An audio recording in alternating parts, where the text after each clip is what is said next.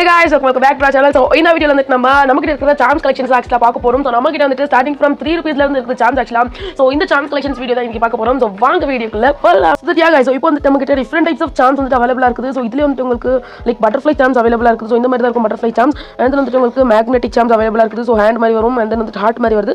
And then வந்துட்டு உங்ககிட்ட like cloud மாதிரி இருக்கும். So black color with white அப்படின்ற மாதிரி கலர் இருக்குது. And then இந்த மாதிரி வந்துட்டு உங்களுக்கு pet lover இருந்தீங்கன்னா இந்த மாதிரி stones வச்ச மாதிரி கூட charms வருது.